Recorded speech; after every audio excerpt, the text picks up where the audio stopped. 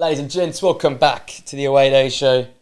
2 weeks in a row, unbelievable scenes here. This on the channel. is generational run. We're in uncharted territories here. New year and off to an absolute flyer. To a banger. I'm about to say new year, new us, but I know in 4 weeks' time something's going to come up again at the end of the hiatus. But that's why we love it here. That's why we love it. Exactly. Inconsistent consistency, and that's what we're all about here. We're going to talk a little bit La Liga, once again primarily Serie A, but we've got top 10 goalkeepers today, which was interesting. There's a few names I was really close to putting some new names in there, but we'll... Literally the exact same. You went exact same? Like, as in, like, the new... I had so many, like, so close to putting new ones that I wanted to put in, but it's like, how can I drop this guy? Do you offend the ancient geezers that have been there and done it? So that's to come. But let's start today in La Liga.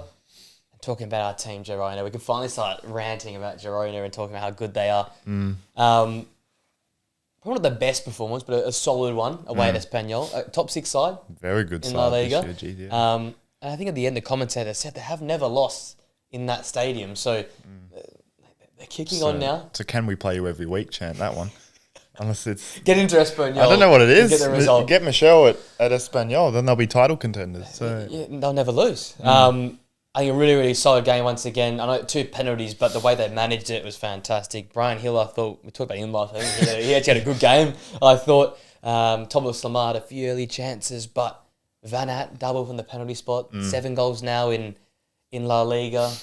Segankov and Brian Hill doing their things on the flanks, and all of a sudden, where were they? Well, I think they were 17th or 18th a few weeks back. Yeah, I mean, they were dead last after like 10 games, I think. So now they're 11th and... Now they're like a point behind Bilbao or something. So come on, you can look at it from both point of views, how bad Bilbao have been, but how good Girona have been the last sort of 2 months or so. Yeah, I mean, you mentioned last week, Segankov's just, when he plays, they're fucking insane. It's just so fun to watch. And they got a little like that Ukrainian link up with Van Aert up top as well. And they're far from like the flowing football of some other teams in La Liga, but you're starting to see that model come back of like the fullbacks. Like Alberto Moreno had a chance around the hour mark. He just bombed on. He was in the penalty spot. You're seeing the wingers get high and wide. Asprilla comes off the bench, and that's the one call I've really failed on. I'll be honest. Yes, Asprilla, I called early. Hasn't quite delivered yet, but I was promised by this game. He had a good little cameo off the bench, but it looks like freedom again. Yeah, look like they're playing with a bit of confidence and belief. I think Michel, that's his football. It's not sit back in a 4-4-2 or a 5 at the back. He wants players to go and play, and with players like Brian Hill and Thomas Lamar and Segankov, you can play some football. I think we're just starting to see the turn of it now with 3 wins in a row. Yep. Oviedo to come. It's Hafe to come. They're 2 winnable games. We could be talking about a bit of an 8th place here. Maybe a little Conference League push, maybe. Maybe. And they're bringing in Ter Stegen, I believe. What a get, by the which way. is a brilliant get for them. But yeah, it's good on Michel, seriously. Like, what he's been able to do, I thought for sure like he was going to get sacked. Like, it just felt like they were going nowhere. They were last. I didn't think they had a win after like 10 games or something. And then he's been able to steady the ship, and they're actually playing all right now. With that game in particular against Espanyol, I'm surprised the ref made it out at halftime. There's a lot of those on the weekend, by the way. There's a lot of referees. Because I thought the first decision was... as the ball's coming in, I understand that the defender's not looking at the ball, but like soft. Where they've called the penalty, it's so soft. And like you see that every game. Yeah, you probably saw that another 5 times in that game, but they don't call it. So yeah, the second one was a penalty, but I just think the first one was a big moment in the game, heading towards half time. I don't think either side was particularly great, but as you said, it was just well managed by Girona, I think. Yeah. So, yeah, I think, and then one of the other games that we have coming up, I remember watching it back, and then the commentator mentioning that in Serie A they're making a case of it has to be like a blatant, like big contact to hit the foul. Premier League's getting that way as well, instead of just getting a little bit firmer with the decisions in the box. But that's one of those penalties where, like, I don't know if you want to see that. It sort of ruins defending, like, because you can't keep your eye on the ball 24. You have to have a look. I mean, in this day and age, if Martin Skirtle was playing centre back, he would be sent off because he did that at every corner. Yeah. I remember as a kid, like, yelling at him, like, why are you, like, grabbing him by the neck and, like, because, like, and you can't do that these days. Like, you can't do anything these days in the box, really. It just feels like La Liga at the moment is very much like that. Yeah. Like we see it with Real kind of most weeks. We see it a little bit with Barca, and now it's kind of spreading throughout the league. Any little bit of contact and they're given pens. Like even on the weekend for Barca against Sociedad, like as soon as Lamine went down, like straight away he blew, and it was a little bit of contact. So, yeah, A lot of a spark, feels like. yeah, it's refereeing at the moment. It's just a nightmare across all the leagues, really. Yeah, absolutely. So yeah, that was that result there. Massive in for Girona, up into 11th. As I said, a few easier games to come. Do we have to start talking about Michelle again, though, in terms of like... Maybe. Especially, I feel like I've nasted this every year we've done the potty, but it feels like there'll be another transfer merry-go-round with managers. This summer, big time. Like, yeah, big time. But it's probably... Is it the biggest? It's probably better than we had 2 years ago where Klopp announced he was leaving and Xavi left Barca, and I think it's way better now. You got Enrique's not signing a contract. You got Alonso out there. I guess if you want to say Zidane, maybe Nagelsmann at Germany. Xavi as well. Slot maybe. So Frank, like, it could have been like chaos. There's a lot of big names out there, so it's going to be very, very interesting. It's between that and the World Cup, it's going to be a massive summer. You can't stop, realistically. It's going to be non-stop through June and July, isn't it? Yeah, massive. Because Michelle is like a Sebastian Hoeneß, is like a, I guess, Thiago Motta before he got the job. Whereas, like... Even Motta, like, where's he? It is a stab in the dark. Like, it really is a stab in the dark. But if it comes off well, it'd look really good. Because the football he plays is top tier. He makes the most out of not much. We've seen that now. He makes players better. And, okay, they had a bad season last year, but they were managing Champions League. Yeah, and they lost. And then Their two this best year, players. they started horrible, and they're probably going to end up in a European contention position. So you take the 3 years, you've got Champions League qualification, sitting in second for most of the year, fall off year, but with Champions League football, they threw their weight around, I thought, the Champions League last year. Yep. Like you said, lost their two best players, then lost more players like Miguel Gutierrez and co, Deli Blin getting no younger, and they're going to be back competing. Yeah. You look at that as a 3-year spectrum, you look at what Michelle's done, you got to... Yeah, plus in the Spanish second division, I think he was very successful there. I think he might have won the league.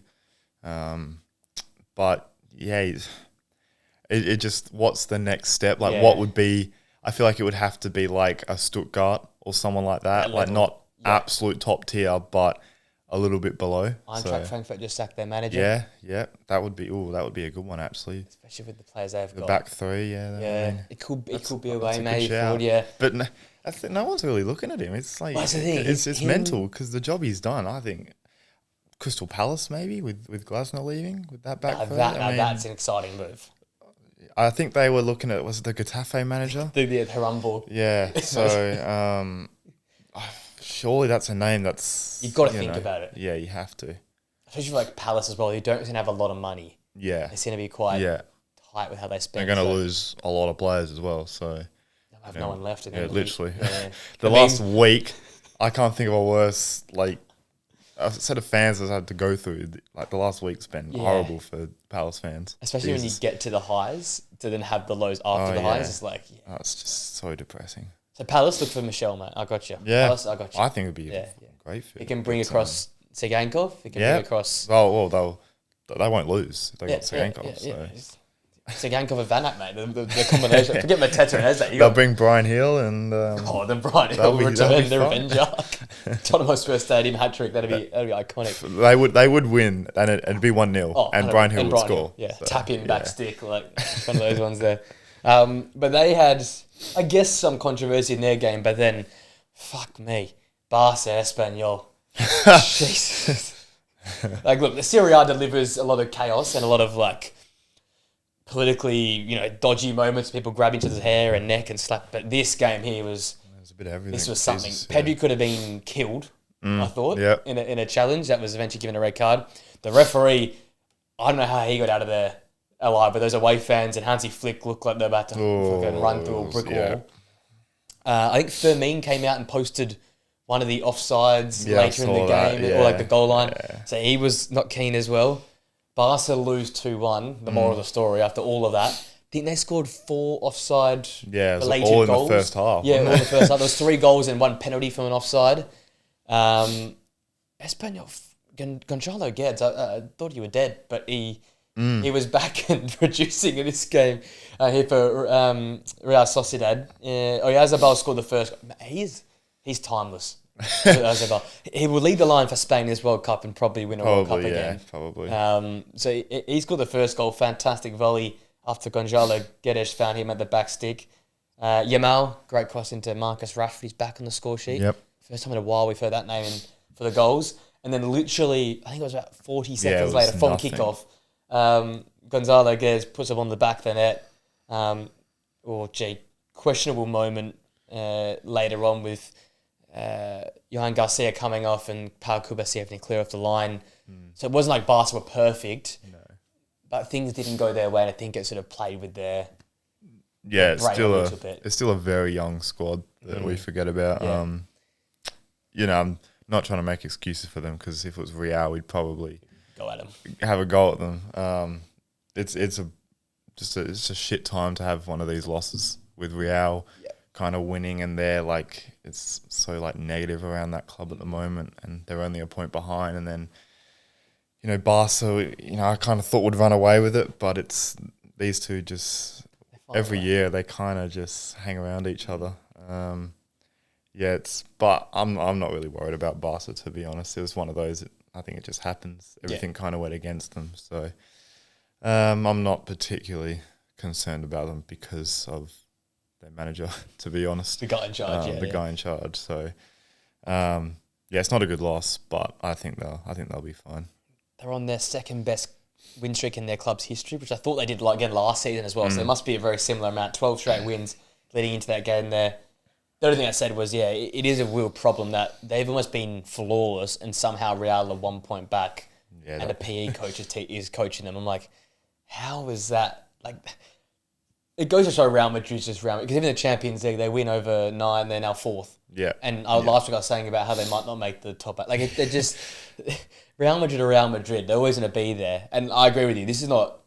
Let's get on the back of Barca, because they had 3.7 XG, 25 shots. Yeah, like that's... 72% possession, 7 big chances missed. If anything, it's just put your chances away. Yeah. Like late on, I think Koundé hits the post or the crossbar, something like that. So things didn't go their way.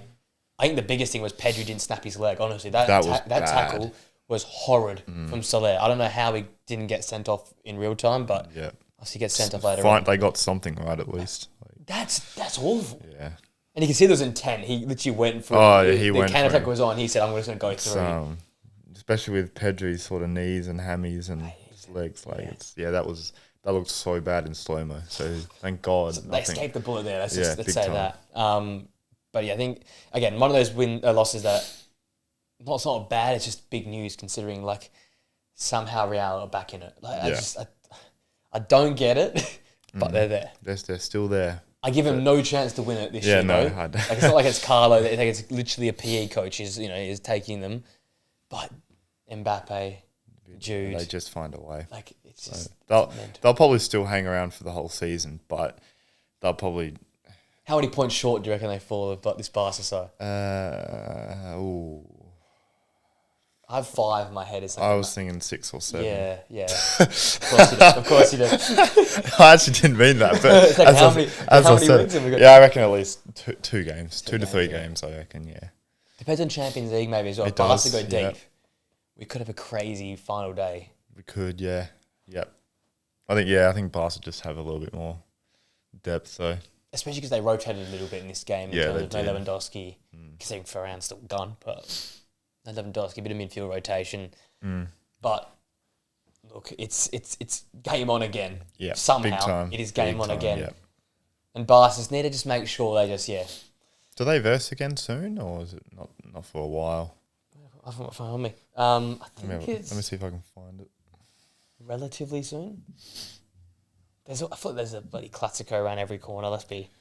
No, there's got to be. Surely. Next few fixtures, they've got Oviedo, Copenhagen, Elche, Albacete in the cup. Albacete. Well, that'd be ironic. They're not playing them for a long time. Long time. Oh, geez, Yeah. I'm still scrolling. 11th of May. That's like one of the... That is the last game of the season.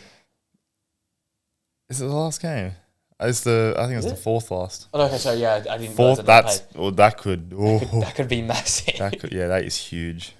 So between now and then, a lot of water gone to the bridge, Oh, but a lot, yeah. But it'll come around quick. we love a Classico, but if it could be a title-defining Classico, Like that would be... Albacete are playing. No way, surely not. They couldn't do it again. But maybe, You never know. Maybe it's it. Maybe You would it's have it. never thought they'd beat Real, but I probably did, though. Below a touchline does that to you. yeah, true. He does, yeah, he does true. that to you. All right, this is La Liga basically wrapped up. Not too much outside. Yeah, Real got a big win as well. But now I want to get to the big stuff this week. Top 10 goalkeepers. Top 10 keepers in the world. As I have said, there is a lot of the established company. Yeah. It's just you try to put in new names and they're just not. Can I from the rip? Can I give a shout out to Milinkovic-Savic? He's on and my list. Providel. Oh, okay. They're my two honourable mentions. Zvila was an honourable mention for me. Did you make your list? He was in and out of my list. I'll be honest. I feel like he was up to 8th, and then he just kept on kind of going down. You and me differ most on goalkeeper list. I feel like every year for the most differential comes in a goalkeeper list. Yeah. So I'm interested because I thought Sevilla up quite high. Yeah, I thought you would. I really rate the guy. But that's the excitement of it. We've got 10 geezers here.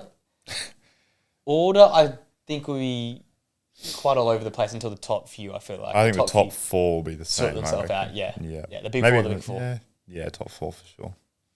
You went first last week. I'll go first this week. Okay. Number 10, I've got Gregor Kobel at 10. Okay. I was flirting with I had Providel in until literally just before you rocked up. Like, honestly. and then I realised, well, Kobel's been a part of probably the best defence.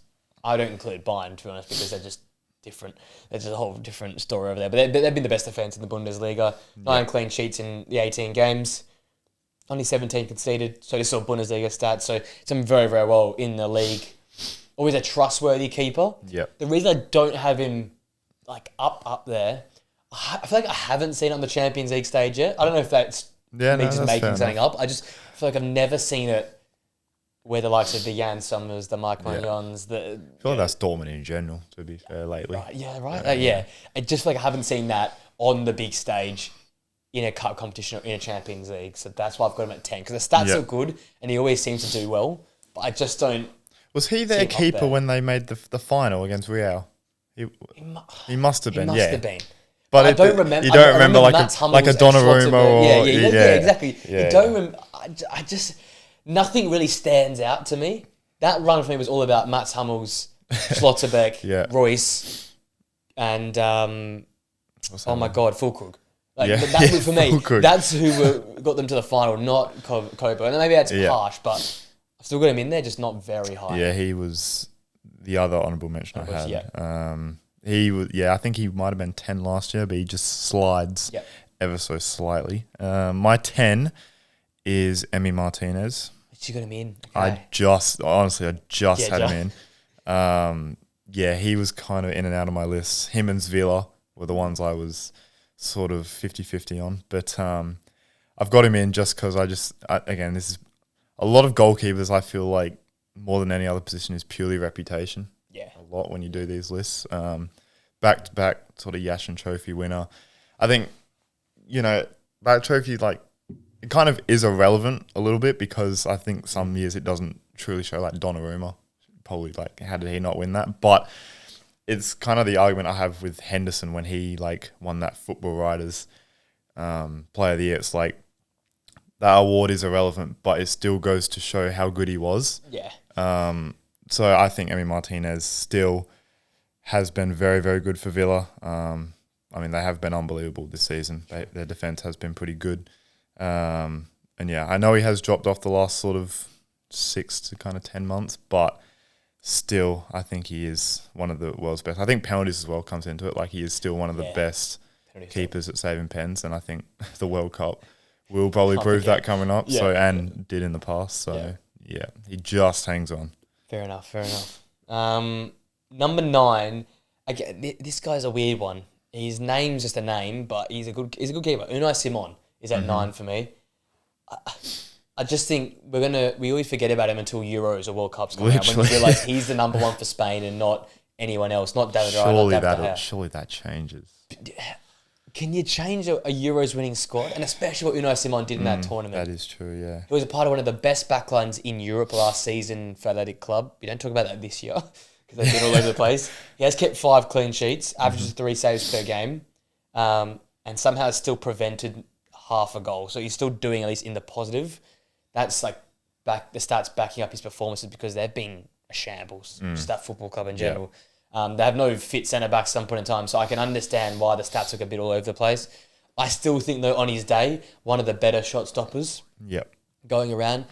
And yeah, like I said, he might not be a big penalty saver, but I think in general play and general action, he's quite commanding in his box, doesn't get overwhelmed like an Emi Martinez. That's the thing I've found with Emi Martinez. He is so vulnerable from a corner kick. That's true. And I know the Premier League's become corner kick FC, but he struggles from that. Unai Simon, like, commands his box a bit better than most keepers in the world right now, and that's why I've got him at 9. Not higher because the keepers above him do remarkable things. He just does his job and does it well. Yeah, that's why I've got him at 9. I forgot about him. Yeah, that's what I'm saying. But that's the player. He's a forgettable player. But you forget about. It's also because Bilbao have been, but he's still again, he's a ridiculous keeper.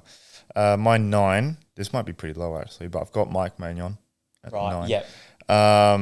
Again, I think he's a brilliant keeper. He's a brilliant shot stopper. I mean, we've seen it over the last sort of few weeks. I think the Fiorentina, he basically, I know they drew that game, but he's the reason they didn't lose. I don't know why Chelsea didn't go and do that deal. He would have been like 20 million. Yeah. And he's miles better than Sanchez. Again, I think he's a great keeper. I just have preference, to be honest. Just a few keepers ahead that I prefer. So yeah, he's a 9. Yeah, I was in that direction until recent weeks, and that's what sort of helped him for me. I got Johan Garcia at 8, purely because I know the fact came out a little while ago, and then it's sort of been backed up recently. He's played only 14 La Liga games, kept 7 clean sheets for Barcelona. Yeah, they're getting better this year at keeping clean sheets, but they normally ship goals. Yeah, he's got the clean sheet half his games, just shy of 3 saves per game, has prevented 4.8 goals. He is. That's the thing. That's why I mentioned it earlier on that game recap. It was weird for him seeing off his line, just saying stupid, because he's normally really calm. That was very bizarre. Yeah, he's normally very, like, he, out of anyone on that team, is the most relaxed out of them all. That back line is so chaotic at times. That's because that's the Hansi Flick way, but he normally is the solid man, the rock at the back, making big saves. I can't remember if he's saved a penalty yet this year or not, but I feel like he might have. But he has that feeling goal that he can shore up that back four in front of him. And that takes a lot because, as I said, the high line, how young they are, how inexperienced they are on big stages, and how inexperienced he is. But he feels like he gives that back line so much more confidence. And I think if he plays in any Serie A team, we might have him like top 3 just because of the way systems are. He drops down. But look, I've seen a lot of him. I'm very impressed with him now at Barca. 8 might be a little bit low, but I think he's on the way up year on year. So I got him at 8. My 8 is Oblak. He stays in. I just think, for the past God knows how long, he's just been a rock for Atletico. It doesn't matter who's been in front of him from the days of like Godin and Jimenez to now with like Lenormand and stuff. He's always been their number 1, and they rarely concede a shit ton of goals every year. I don't remember Atletico ever playing their second choice because he's been injured or something as well. Yeah. He always plays. Brilliant shot stopper. Very rarely makes mistakes, and just still a quality keeper. Yeah, it might have been harsh. I didn't include him on my list. You're really harsh. Right, we're going with my boy Jan Sommer at 7. Yep. It hurts me because I had him at 5, and he just kept slipping down. Just because this season he's had a few of those that we mentioned a few weeks ago, where he gets his hand to it, but then tips it in, and he makes a goal. And I think it happened overnight against Arsenal. In the Gyökeres goal, he tips it into the top corner. I'm like, that's not the Jan. He's getting on. That's just simply put, he's getting on. And the thing I always say about Jan Sommer, though, he's one of the smallest keepers going about, but he covers that goal so well. Oh, yeah, and this is a case of his Champions League and league form and the pedigree he has in the past has helped him, because in the last few months it hasn't quite been the Jan Sommer of old. Yep. But his history is unbelievable. And he's got 10 clean sheets in 19 Serie A games. Only conceded the 16 goals this season. Like it's ridiculous still. But it's just those ridiculous massive saves, and that Bundesliga always put that clip up of that triple save he makes in the COVID years. Yeah. It's not quite that Jan Sommer anymore, which is a shame, but I've still got him there purely on his history. Yeah. He's been unbelievable. My 7 is Juan Garcia. Yeah. I believe Espanyol last year he was there. He was amazing. Yeah. And they were in a relegation battle, and he pretty much kept them up. He had a save percentage of 75.5%, and the league average was 66 last year, which is ridiculous. Led the league in saves last year as well, I believe, and then got the move to Barca. And with the high line as well, I think it's even more important. That position is good at Barca. And yeah, like what you said, it was very weird against Sociedad what he did, because that was bizarre. Like if he just kind of stood his ground, he easily saves. He catches the shot that actually goes in. So yeah, that was the first mistake I've seen of him. And yeah, Hansi Flick obviously loves him. Yeah. And you can see why. Ter Stegen's gone now, and so he's a very, very good keeper, and he will probably continue to rise up this list, I reckon. Maybe a top 5 next year. Yeah. He could be there. Probably. Okay, into 6. I've got Mike Magnon in 6. Okay. I think I had him around 8 or 9. Never, as I said, never really been a big fan for some reason. But I can't deny the stats this year. He saved 2 penalties from 6, one of which was Kalinoglu, who just hadn't missed until that point in time. So he saved his penalty. He's prevented 7.67 goals. Jesus, that's nuts. Averaged 3 saves per game in an Allegri team, which is a low block. You don't get that many shots. He saved 3 per game. Only conceded 16 goals and 8 clean sheets in Serie A. That's pretty nuts. Pure just numbers, you can't escape that. And that Fiorentina game, I think he wins them a point there. Yeah, 100%. The Inter game wins them that game purely off his own back. They didn't have a sniff, and somehow they won that game, that derby. And I think if they're going to go all the way this season, it's going to be because of him, because I don't trust the front line. I don't trust the goals in this team. It's going to have to be clean sheets and defence and Allegri ball to a T. And if you want any man in Serie A, look, Milinkovic, Savic, Sommer, Magnan, these guys are all up there, but he can do it. So I have belief in him. I think he's back to his best when they won the title initially. Yeah. I haven't seen it that good in a while, but this season he's on it. Maybe that transfer news is... Maybe. Clipped him into shape. I didn't realise the stats were that good. The stats are ridiculous, nuts. My 6, I have Summer. Yeah. He was sort of 4th and 5th as well, but over the last few weeks, you can just see it's not his fault. He's been ridiculous, literally his whole career. Even at Gladbach, he was insane. I'm kind of surprised the top Premier League club didn't go for him earlier. But what he's done at Inter has been phenomenal. I think into the last sort of couple of weeks are starting to really hit their stride now. Seeing a lot of typical Inter 1-0s, but they're relatively comfortable. And I think Summers, he's just been ridiculous for a long, long time. So it's a shame that he's not in the top 5, but still on his day, he's definitely still top 3 in the world. Yeah, he's got to be. Yeah. When he has one of those games, he genuinely, honestly, he's phenomenal. He's Courtois. As I'm saying, it's Courtois, Alisson, and him. On their days, I'm good luck trying to beat him. Those are the players. All right, top 5, and I have at 5 Mile. Oh yeah, you got him in. Okay, you want to hear stats? Here these: 11 clean sheets in 21 Serie A games. Over 3 saves per game, and an 85% save percentage, 12 goals conceded, preventing 7.4 goals this season in the Serie A. This guy is on crack, man. He's unbelievable. And this is a keeper that is now, my favourite keeper. I said Summer, it's been good. Sevilla, you're my man. And again, I've watched a lot of Roma games, maybe a little bit biased in that regard, but he is a machine in goal. Unbelievable. Capable enough with his feet, but I like how quick he can move around the goal as well. And he covers the goal well. And look, it's a really strong back line, but whenever they get beaten, you have to beat the goalkeeper as well. And then that says a lot about this. Like, this Roma side is playing at 40% of its best, it feels like, with how, like, and all 40s from the back line. Like, nothing's happening really in the final third. They're relying on their keeper in the back line so much. And he has bailed them out time and time again this season. And this is a man that surely another bigger club you have to. You'd think you so, just have to go for this guy.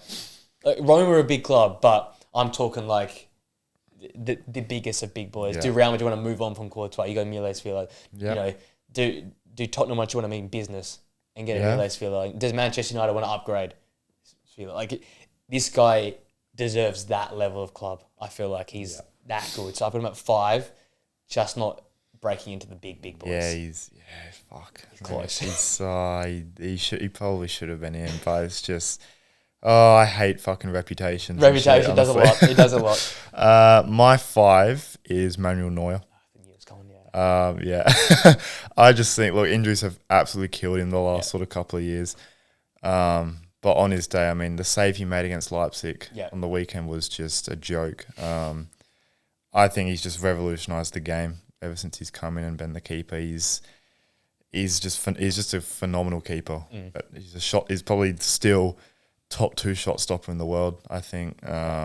It's just good to see him back playing being the captain, not injured, because you can tell when he's there. I think Bayern have conceded like 14 goals as well this season. So I think when he's there, they just look so much better at the back. I think I've been harsh on the old heads. Old Black and I expect you got some. I've gone with the young bucks. I've gone with the young bucks. I like to go early. It's like, Carl's 3, Queen's fading. It's time. McQueen's fading. McQueen is fading. Some of them have to move on eventually. I just can't let go. He wants those old days back. All right, I think the top 4 is going to be the same. It's about the order we put them in. This hurt me a lot because, again, this is another person. I got Alisson 4. Yeah, I fucking hated this. Yeah, this really, I don't know, something about Liverpool players, man. I really enjoy the players you've got, but it's just now. And it's not been helped by Kanate. Kanate's a fucking terrorist at the back, man. Like, honestly, that doesn't help him. And the stats are not great, so I don't want to read many of them out. He has kept 6 clean sheets, though. I think he's been massive in this recent run.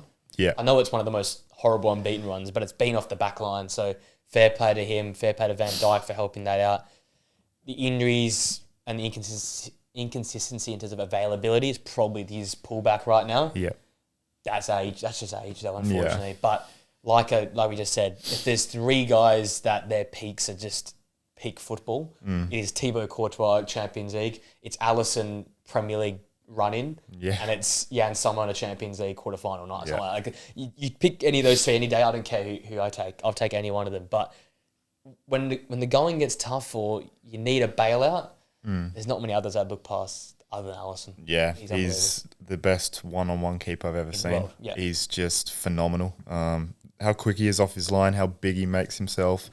Goalkeepers usually kind of get better. Yeah. The older they get. But with Alisson, with the injuries, it just kind of flips. Yeah. Wouldn't shock me if this was his last year. I think he's kind of flirted with a move to Saudi or maybe back to Brazil or something. I don't know. But, he's been phenomenal. It's just age. And I think the prime example was Burnley. I think in his prime, no way that's going in. He gets down quick enough. And I think it was a great goal, but still, prime Alisson, he probably catches that. So. That's good, he just slides down to 4 for me. Yeah. And I've got the newcomer, I guess, on the scene is David Raya in a 3. 11 clean sheets in 22 games. Yeah. But the difference is, I put the other stat, 1.5 saves per game, so he is protected. Yeah. So that's a part of it, but I also don't want to hear the thing of like, it's just the back line, because he still makes, talk about iconic Premier League saves in the last 5 years. He probably has the top 5. Yeah, the one that sticks to mind was the Watkins header. The Villa one, the double save, ridiculous. And he did it recently as well, I think, this season, where he made a crazy double save. Like, there was one at Atalanta as well. Maybe that was what I'm thinking of. When he's called upon, he'll pull the stops out. And I think that's all that matters. I'm still a little bit iffy on his penalty saving ability, though.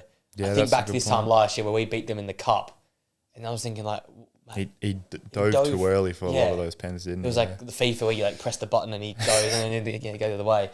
That's the only thing. And it'll be interesting to see World Cup, like you said, who goes in goal, because Spain just backed the old heads like Oyarzabal and Simon and Rodri, or do they go the younger crew coming through? But because if he can play World Cup and win a World Cup with Spain, all of a sudden Jesus. we have a tough conversation on our hands because he's not going to be protected as much as he is at Arsenal. So we get to see what he's... But we think back to Brentford. He was unbelievable at Brentford. Oh, he was amazing at Brentford. I remember that Spurs game and 5 games ago at the end of that season. I'm like, okay, he's destined for Arsenal now because he made a triple save at Tottenham. So I got him 3. Yeah, he's my 3 as well. Just quite a big 2. Yeah, like what you said, he's very well protected with that defence. But when called upon, he has like some of the most iconic saves over the past sort of 24 months. Even at Brentford, he was unbelievable. So I know Tottenham were really going for him, and again they've missed out to Arsenal, so that's one that'll really hurt them. But Raya, he's been... I don't even think he was on my list last year. But it's so hard to rate him because of the back line. But he's a part of it. You got to take He's been ridiculous. Yeah. He's number 3. Mine's only 2 and 1 together. I've got Courtois 2, Donnarumma 1. I got him switched. Yeah, I put him switched still. You still got Courtois 1. I still got Courtois 1. I think it's the same thing I said about Pep last year. He would literally have to retire or go to Saudi for me to not put him. I am scarred by this man. I know you are. I know. So he always stays number 1. Out of respect for what he's done against you. Like Donnarumma, you are phenomenal. You've been the best keeper the last 12 months. But Jesus, the Courtois has given... Even this year, we battered him. Yeah. He made like 12 saves. Could have been 7. It could have been 7 in that game. So, he has to be my number 1. So I think Donnarumma moving to the Prem helps his case a lot. Yeah. I think the Brian and Burmo save is stuck in your head. Yeah. And then again on the weekend, that Casemiro save. Yeah. What the fuck is that? He was gone for all my... Casemiro might as well have been off celebrating, but gets the fucking leg up. That's what I appreciate as well. He's very good with his feet in terms of making saves with his feet. Biggest man ever to ever exist, it feels like. You shoot and he's there. I tell you what, good time for me to make this list because, the derby could have been 5. Should have probably been 5 if it wasn't for Donnarumma and goals. So, look, again, Champions League night, I'm picking Courtois still. But in the last 12 months, I can't deny the fact that Donnarumma's been on a generational run. Yeah. What are the 5 trophies with PSG? Might win something with Man City. I don't know. I don't know how their season goes now. It's been a rough week, but he's kept them in a lot of games. He has, He's simply unbelievable. He's fitted in perfectly there. I know when he arrived, everyone was like, "Whoa!" Like Pep loves keepers that can move the ball with their feet and stuff. But he's been ridiculous. Honestly, I know he's been number 1 for 12 months.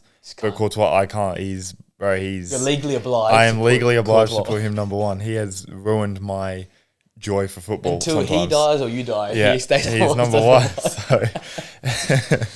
It's honestly, you're splitting hairs with those top 2. Yeah. Because they've continued to keep going at such a high level. Yeah, it's ridiculous the level that those 2 are at. And I think Donnarumma's finally not got that legal tax. Yeah. And even if he stayed at PSG, I think because they won the Champions League, I still would have had him 1 because they finally conquered what they need to conquer. So all of a sudden the league has credibility again and stuff like that. Because that win is, I said it last week with Luis Enrique, it's just so important. It's changed the whole landscape of how you look at these PSG players, the club. We all know Vitinha, Fabian Ruiz and Neves and Kvaratskhelia and all these guys are unbelievable. But if they hadn't won that Champions League, would we still be talking about them in the level definitely we talk? not. Yeah, no way. It'd be about Bastoni and Acerbi. Yeah, and it's bang just, on. Yeah.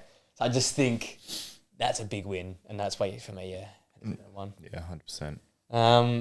So we got Donnarumma and Italians.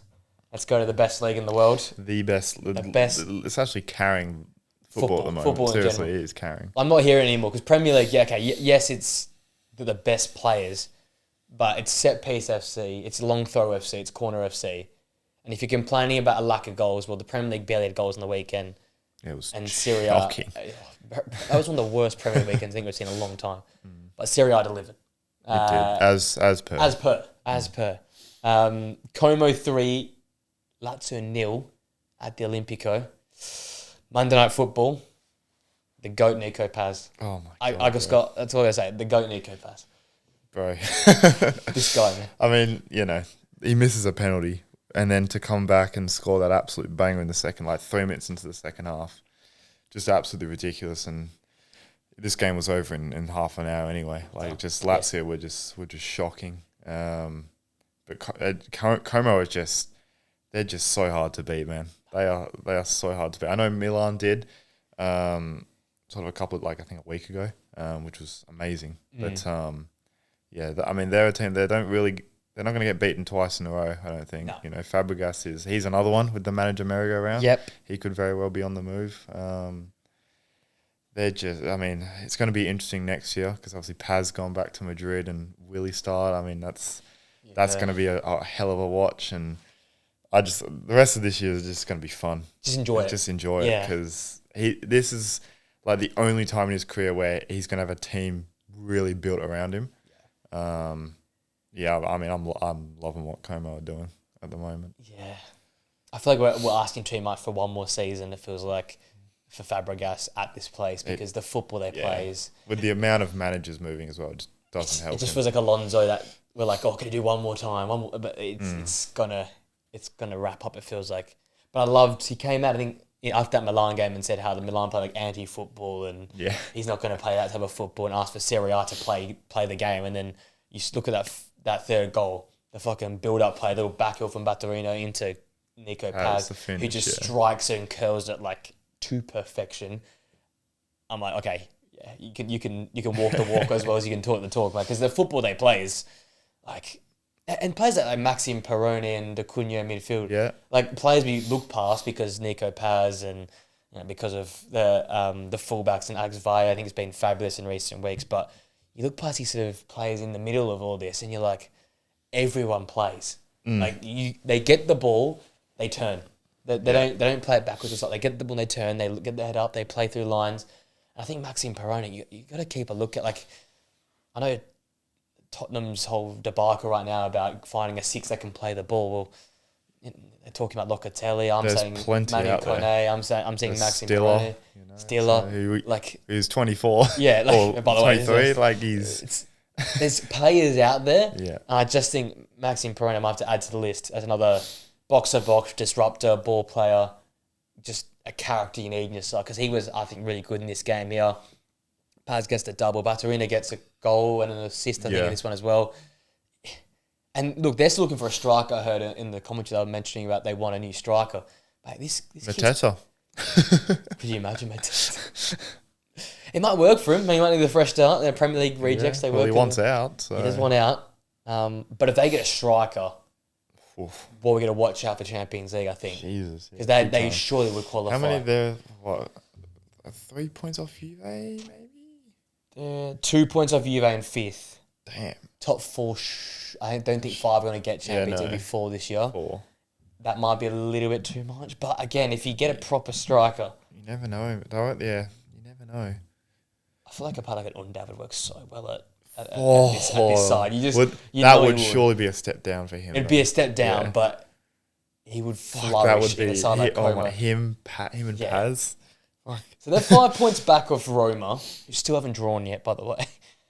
Como only have 4 losses, which is second least alongside Inter, Napoli, and themselves. And like I said, they don't drop multiple games in a row. They have win, draw, loss, win. It's like they fix it up straight away. Yeah. And that Monday Night Football, Stadio Olimpico, Lazio, a big team, easily could have been a loss. Could they get like a Chiesa or someone like that?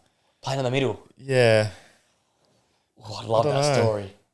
Does he fit trying to the think Fabregas of mould though? Yeah. I think it has to be a smaller. Agile guy. Yeah. Batterina's like a smaller guy, quick across the ground. I'm just trying to think of kind of like out of favour. I was thinking of like sort of Tammy Abraham, but I think he's going to go to Villa. I just don't think you need a quicker, agile, receive the ball type forward. Yeah, because you look at all the heat maps. That's why Undav's such a good shout. Undav is probably if Garassi was up for the market, he'd be like the man to go for because they just feel like the centre forward is to get out the way for Nico Paz. That's basically the job of the Como centre forward, and that's why I think it's really harsh that Fabregas is not rating Batterina, not rating Morata and all this stuff, because it's the impossible job of fuck off basically, because Nico Paz is coming through. Yeah. You look at all the heat maps, the centre forward's always further to the left to open the channel up for Nico Paz to play through. And look, maybe they play a winger at number 9, like Yeah. Kuhn hasn't really had a good season. Maybe you just try him somewhere else. I think he was linked back to Celtic. Yeah. He hasn't really kick-started. They spent a decent amount of money on him. He was the big money signing. He was the big one. He hasn't really delivered. That's the only thing I can think of. You just reshuffle the front line. But it shows intent at least. Como want... Yeah, it's good. They want to win. It's good. They probably look, we're going to lose Paz. We're probably going to lose some of the other players plus Fabregas. We can't guarantee he's going to be there. Let's just try and make the most of it. A bit like kind of what Girona did. I don't know if they really spent anything in January back then, but they really pushed to get that Champions League money. Because for a club like Como, that'll do them in wonders. Set them up, yeah. So, yeah. It'll be a really interesting watch if they get someone that fits the system. Again, I don't really know what's the mold of player they really want. Yeah, I can't see them with a lump of a striker. That's the thing. I think that's why Morata hasn't worked, because he's a back to goal type of geezer. They need someone who can receive, let go, spin him behind. You need a lot basically to fit around them. But I trust their scouting. They've obviously done. Yeah, they know what they're doing. Good job. So. Yeah. But that's an exciting package to watch, because that was a dominant display from them. 2.3 XG, only allowed to the 0.3. They just dominated from start to finish. Hammered them. Batarina, 2 goals, 2 assists last 4 games, by the way. So maybe your striker's right in front of you the whole time. Maybe they don't need one. Tell you what, if you really need a striker, is Juventus, because I think they need more than that. Like me, you called in, you watch them lose to Cagliari. And what did they do? They lost to Cagliari. I love the commentator full time. They said Cagliari won with a proper Italian performance, because they literally had nothing in this game. Even their goal was the most dog shit crap. It was amazing. It was a hell of a finish, but it's just the most nothing. What the fuck goal? A mishit free kick that was hooked around the corner that went in. Juve had, I think, what was this here? They have 80% of the ball, 21 shots, only 5 on target though. I think all of those were from Yildiz. And Yildiz, let's say this was Yildiz versus Cagliari. Yeah, this is and this reminded me of that Como game when they went to Como and they got beaten as well. Yep. Where they just every time you think they're going in the right direction, 2 steps back. Why did I say Juve instead of Milan last week for the title race? Fucking hell. It's just but it's Belletti. I believe in them. Yeah. But I keep forgetting it's Juve. It's just this team, man. This team's just. I'm not mad. I'm just disappointed, to be honest. It just sucks seeing you see the score and it's 1. It's really again fucking hell. It happens every year with them. Yeah. So it's just I don't know. I don't know. I feel like they have so much deadwood in that team, but yet they keep buying deadwood. They're not buying any youth or anything to give Yildiz a reason to stay or to give the fans a reason to go to the game. It's just you're asking Spalletti to work wonders with just average players. They need to buy more guys like Thuram, and help out Yildiz, man, because they're just you can't rely on David and Openda and some of the other guys week in, week out. They're just not at that level. Yeah. They're just not. They need Koopmeiners to be the Koopmeiners. He is long gone. Yeah, but they need that creator. They haven't got a creator in their side. I think they have to get rid of him. He's fucking... Because he played the full 90 in midfield. It was him and Locatelli, I think. Yeah, him and Locatelli were playing midfield. Which I thought, okay, that's Spalletti saying, okay, we're going to take... Because Koopmeiners technically is still a 10. I know he's played centre-half the last 4 games, but he's technically a 10. So they've gone with a midfield duo of a number 10 and a box-to-box box crusher. Yeah. So okay, game taken to them. Conte Sauer back from injury, fantastic. Yildiz, superb. David's been some decent form. And at the end of the game, they chucked on all his attacks. They chucked everyone on, and they just said, fucking go. And look, they got unlucky. Yildiz deflected, shot into the post. He had about 3 shots that were well saved or hit the bar, hit the post. But just nothing new, unfortunately. What can you say? It's frustrating. We kind of saw it coming. You literally said it last week. You said watch them lose this game. They lost it 1-0. I don't know. I don't know what to say there. I don't know. Napoli next. I'm fucking confused with Juve. I wouldn't be surprised if they beat them 3-0 on the weekend. And Napoli. Probably, yeah. Yeah. Probably. Actually, that's a massive game, because if Napoli don't pick up 3 points, I think you can pencil a line through them, I feel like. Because Inter are cooking, Milan have got 1 game a week, don't they? Yeah. because the gap becomes too much. I feel like if they're Well, 6 points back now, but they're still unbeaten. But 3 draws in their last 4 games. Yeah. It's just not. Yeah. I think before the game on the weekend, they drew 3 in a row, which is like one draw you can have, but you can't have 3 in a row, especially with how good Inter are now becoming, and Milan as well have been really, really good. That's a massive game, but they're just hanging in there. Like it's kind of been them all season. Yeah, they've been good enough, but not champions level. Yeah, which has been a bit disappointing because I think their squad's really, really good. Even in Europe, I think they've struggled. Injuries are hurting. But yeah, the injuries have been tough. But that's why they went out in the window and tried to add to that depth. But when De Bruyne gets in, I think that was the absolute killer for them. Yeah, they were starting to actually look really good with Højlund and De Bruyne and McTominay. And he gets injured, and then it's like, he got injured taking a pen, didn't he, or something? Something like that. Yeah. Like it's just a shit, it's just a shit way to. I think Anguissa missing as well is hurtful because McTominay in the 10 right now would just do enough. Yeah. But he's at the 8 and at the 6 at times, and it's just it's not the same. Not the same Napoli, unfortunately. Final one from Serie A Fiorentina, big win away at the Delara. I think the owner died. Yeah, it was nice. Nice tributes over the weekend. The jersey up after the first goal. Mandragova again, underrated player of the season. Surely this guy's carried his team. Like through the shit, he was the one scoring. Now they're back. He's still scoring. Yeah. Like fair play for a midfielder. I think he has 6 goals or 5 goals this season in Serie A, which is he's been absolutely unbelievable. He got the first goal in the 19th minute, 2-0 on the 40th minute. Dodo, what a run from his own half. Piccoli finding the ball in the back of the net. Bologna late on, Jonathan Rowe scored. Got a bright field. I think he's going to be all right. I swear he was at Watford or something? Championship baller, and then they picked him up. Classic Bologna, getting the good talent.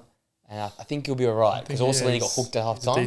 Decent player, yeah. And if Orsolini gets hooked... what's going on? Orsolini, I feel like him and this manager, there's something... Always something wrong with the two of them. 12 months, there's been something going on here. Like, keep the guy on. I don't. He just does. He does stuff out of nothing sometimes. Yeah, he does. But Jonathan Rowe came on and did the job, so can't fault Italiano. Fiorentina back, I guess you can say. First away win of the season. I think they dealt well with Bologna's dominant second half. Yeah. Out of the drop zone, unbeaten last 4 games, 2 wins, 2 draws. Wins versus Bologna and Cremonese, so the teams you should beat. Draws to Lazio and Milan. So decent. You're drawing against the top 6. Should have beaten Milan, really. And you should have beaten Milan. You're beating Bologna side. Yes, that's out of form, but still tough place to go. Cremonese you beat. The team you're trying to catch. Out of the drop zone now. Things seem to be calm. And there's no Moise Kean as well. He's been injured. So he's been injured. They're doing it without their main man. They should survive. Surely, there's too much quality in that squad. So I think they're level on points with. Is it Lecce? I think it's Lecce just outside. So obviously they're nowhere near completely out of it, but with the quality in that team, with the run they've been on the last sort of month, I think they'll be fine. They sacked their manager as well a little while ago, and they've got that new manager bounce. So I think they'll survive it pretty comfortably. To be honest, Cagliari next, near bottom of the table clash, but they just beat the big boys. So that'll be a big clash on the weekend. It's the beauty about the Serie A. It feels like every week one of the sort of relegation fodder beats one of the big boys. So, It could be in for another one this weekend, maybe. Bologna, little worry. 3 losses out of the last 5 games. They love one good half, one shit half.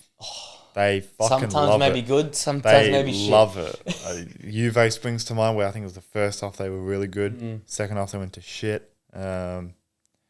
Is this just their level though? I feel like it is. Just so much change within the squad. Yeah. I feel like it's just kind of back to sort of reality with Bologna. They're still a good side on their day, but it's just they've just lost too many players. And there's only so long that Orsolini can go on for. He's getting on a bit. He is. Yeah. Maybe they get the great Joshua Zerski back. I'd love to see him back in Bologna colours. That'd be good. It just feels like... I doubt they're going to get Calafiori and the others back. Maybe Dan and Doy, It hasn't quite worked out for him in the Premier League. I thought at the start he was Yep. pretty good at first, but good start. it's kind of gone to shit. So, But you got Orslander, you got this Jonathan Rowe kid. The other side seems to be fine. It's sort of just like the Ferguson role. That sort of central three, to be honest, because even Remy Freuler's been off. I feel like Freuler's, it's the centre of the park they've really struggled. I feel like, and Sandy Castro's been injured and not injured, and they haven't really had a striker. So look, I haven't had things go their way. But I think if you just shore up midfield, I'd love if they get Zerskin alone. That's the best result ever, because then one of my favourite players gets to play again, and then potentially get some form and come back to United. So that'd be good. He suits the Serie A as well, doesn't he? I think he just the style of player. Serie A. Surely they've got to look at going for that. I know it's a different manager, but there's got to be money in the bank somewhere to just 20 mil probably get him. Surely.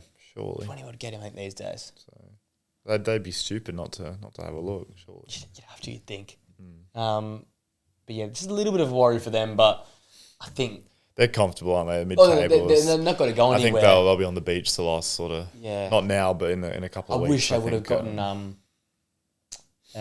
something out of the Super Cup. Would have been good for them. Yeah. But I feel like that sort of was the nail in the coffin of there really is going to be nothing to be excited about. I think you'll see a lot of players towards the end of the season start to save themselves for the World Cup. Yeah. Big time. Especially with America hot. So yeah. I think we'll see a lot of teams kind of fall off a cliff towards the back end of the year, because it's such a massive World Cup. It's huge. So, But especially because they had a lot of like Swiss and a lot of like Austrians in that team there. So they're going to be pivotal for their nations. And finally, one game for the Bundesliga. Team over my shoulder, Hoffenheim, 1-0 over Bayer Leverkusen, direct rival. Now sees them third.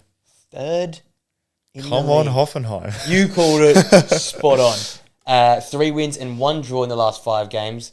This is a dominant 1-0. Great goal. Don't think he meant it, but great goal. I was about to say. Looks good on the highlights, but don't think he meant it. But fair play to the geezer. 33 points, 6 points behind Dortmund. Only 4 losses in the season, which again puts him in third. So all the stats point to them being in that position in the league.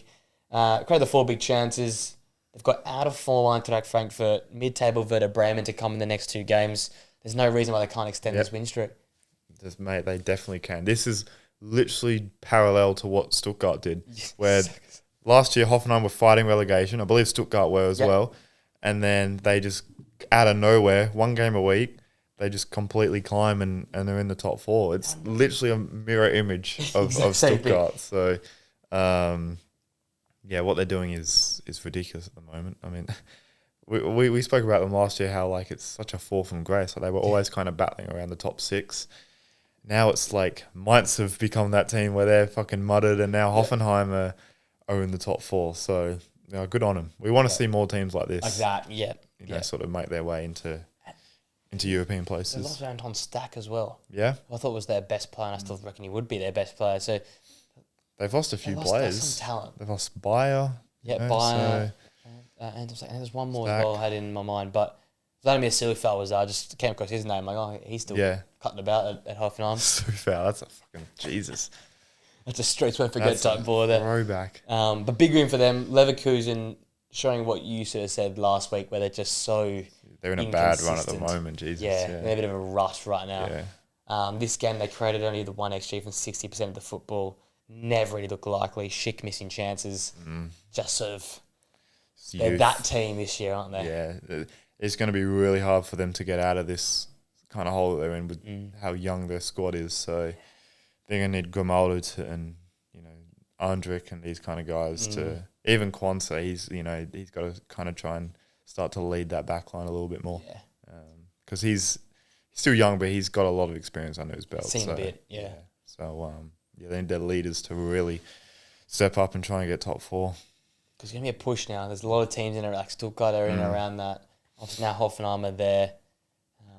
There's one more around the place as well. It's going to be a real scrap. Yeah. Because Bundesliga definitely only get a 4. Yeah. So it's really going to be all guns blazing for a spot in that league there.